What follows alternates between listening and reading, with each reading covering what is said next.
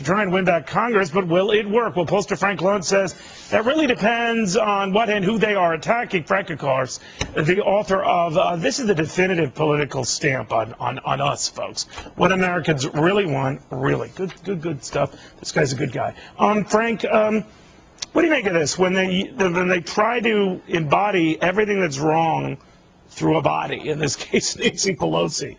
What do you make of that? Well, you know, they say if you got nothing nice to say, then say something nasty. The issue with Nancy Pelosi, and I think you've got the data there, is that her numbers have deteriorated so much in the last 6 months because of what she said and what she's advocated that it's come down to where Newt Gingrich was in 1998 before Republicans said it's time to go. So there's a message here, actually. Take a look at that.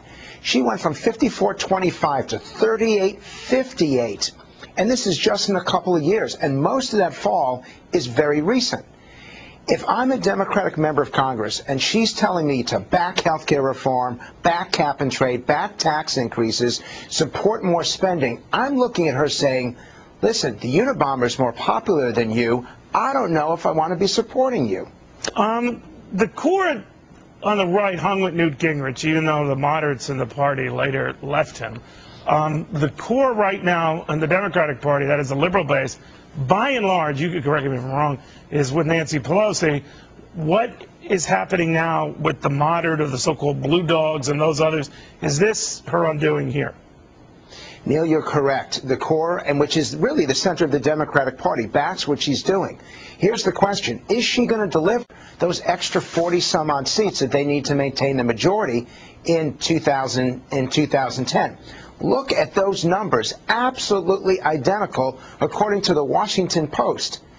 So you're asking yourself, if you're a Democrat in Arkansas, Mississippi, Louisiana, North Carolina, South Carolina, if you're a Democrat in Florida or Texas, you wonder, is she going to be such a drag on the ticket that I need to separate myself from her? I need to do it differently. We've got two races that you've talked about already, Virginia and New Jersey. These are bellwether states. Virginia leans slightly Republican, although it voted for Obama in 2008. New Jersey, clearly a Democratic state. If Republicans were to win both states and Pelosi doesn't change her tune and her tactics, I believe you're going to find 24 Democrats in the House that are going to say enough is enough. I'm familiar with, obviously, the race in New Jersey. That is the state in which I live, and, of course, they've gotten increasingly nasty on both sides, but particularly now with the Democrats going after Chris Christie, who up until a couple of weeks ago was leading by a lot. Now it's a horse race, and now they're making a big issue literally of his weight. How do you think that race is going? The public doesn't like the fact when an incumbent with a record goes after a challenger, it says to the voters that that incumbent has nothing to defend. What I would tell viewers is don't look at the Christie numbers at 47%. Historically, you study what the incumbent has because whatever their polling numbers show is what they end up with on Election Day. And I'll clarify that. Undecided voters break for the challenger over the incumbent by anywhere from 2-to-1 to 3-to-1. So if Corzine doesn't have at least 48% of the vote on Election Day, he will be defeated.